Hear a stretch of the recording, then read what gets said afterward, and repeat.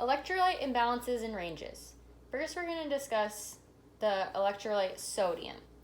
It ranges from 135 to 145 is normal. So hypernatremia would be anything above 145. Some causes of hypernatremia, a good way to remember it is to think high salt. So for H, hypercortisolism is Cushing syndrome. I for increased sodium intake. G for GI feeding without adequate H2O supply. H for hypertonic solutions. S for sodium excretion decreased. An example would be corticosteroids. A for aldosterone problems. L for loss of fluids. And T for thirst impairment. Signs and symptoms of hypernatremia. A good way to remember them is no fried foods for you. So F standing for fever or flushed skin. R, restlessness or agitated. I for increased fluid retention. E for edema or extremely confused. And D for decreased urine output or dry mouth. Next is hyponatremia, so below 135. Some causes are renal problems, vomiting, diuretics, sweating, diabetes insipidus, or an overload of fluids, which could cause CHF or liver failure. Signs and symptoms, a good way to remember them is salt loss. S for seizures and stupor. A for abdominal cramping. L, they could be lethargic. T, tendon reflexes diminished. L, loss of urine and appetite. O, orthostatic hypertension or overactive bowels. S, shallow respirations. And S for spasms of muscles. Okay, next we're going to be talking about potassium, which ranges from 3.5 to 5.0. Anything above 5.0, they would have hyperkalemia. A good way to remember the causes would be body cared too much for potassium. C, standing for cellular movement of potassium. A, adrenal insufficiency, which is Addison's disease. R, renal failure. E, excessive potassium intake. Or D, drugs, so any potassium sparing or NSAIDs. Signs and symptoms. A good way to remember them is the acronym MURDER, in that they're tight and contracted. So M for muscle weakness. U for urine production low or absent. R, respiratory failure, which could cause seizures. D, decreased cardiac contractibility. E, early signs of muscle twitching. And R, rhythm changes. Anything below 3.5 they're gonna be have hypokalemia. A good way to remember the causes is body is trying to ditch potassium. D, standing for drugs, so laxatives or diuretics. I, inadequate intake. T, too much H2O intake. C, Cushing syndrome. And H, heart fluid loss. For the signs and symptoms of hypokalemia, it's helpful to remember slow and low. They could have inactive bowel sounds or reflexes. They could be weak, shallow respirations, orthostatic hypotension, and they could have paralysis.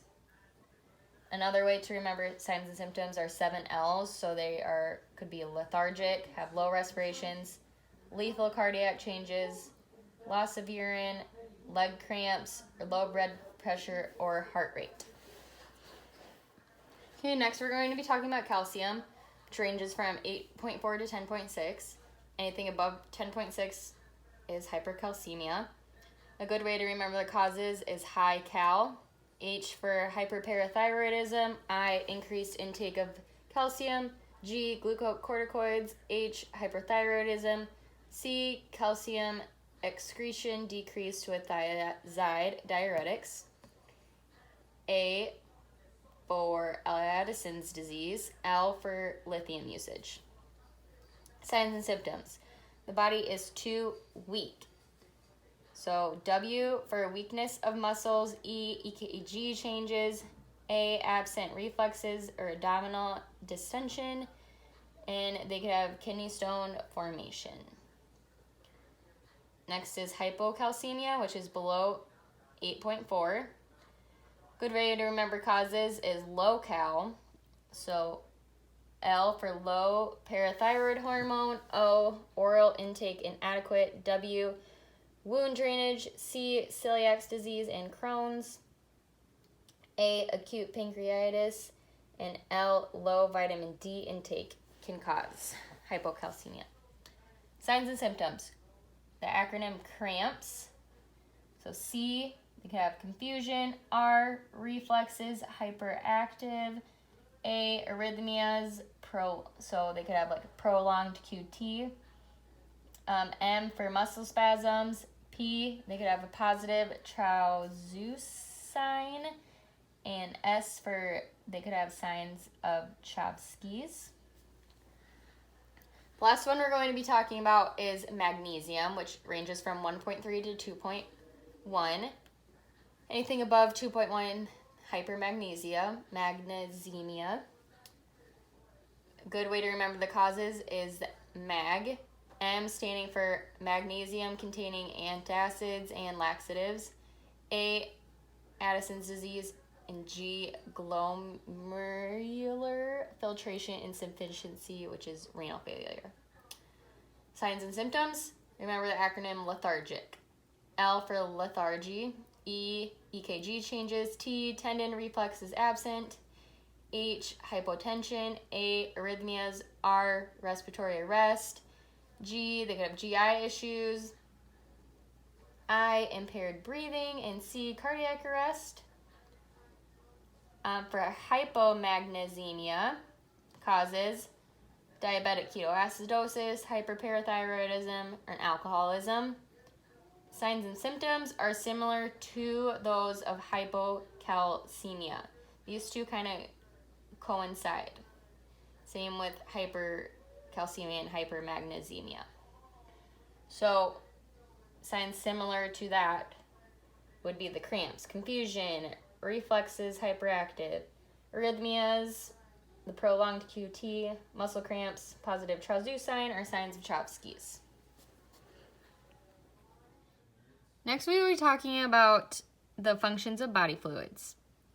Body fluids are important for many components in the body, the first one being cell life. The body fluids are the building blocks for cells. Next, the body fluids are important for temperature regulation. This is because it helps us sweat to cool off. Third, we have hydrogen balance. This is related to the pH levels in the body, which water is an important factor of keeping that balanced.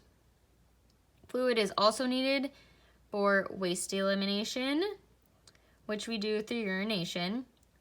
We also need fluid to assist with digestion and enzymatic breakdown in our bodies. And finally, fluid functions to help transport nutrients throughout the body. Next, we're going to be talking about how the body mechanisms regulate fluid. There are 4 methods by which the body regulates fluid levels: osmoreceptors, antidiuretic hormones, ANP, baroreceptors in the carotid, sinus, and aortic arch. First, we have osmoreceptors. They detect the internal fluid level. They trigger the thirst mechanism. Antidiuretic hormones control how much fluid leaves the body in the urine. Also activates reabsorption of water from kidney tubules. Then we have ANP, which helps protect from fluid overload by increasing sodium excretion. We then have aldosterone, which controls reabsorption of water and sodium ions from the kidney tubules. We will then be talking about how imbalances affect the elderly. They're at an increased risk for fluid and electrolyte imbalances. So throughout life, there is a gradual decrease in the amount of body water. Older adults, it's approximately 45%. Infants is 77%. So there's a significant difference.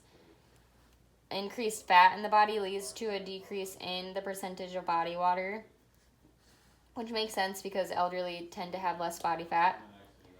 Decreased sensations of thirst and taste, which lead to less intake and increased dehydration.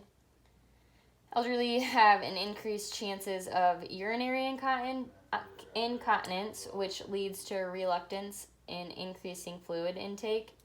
Late sign of dehydration in older adults is thirst.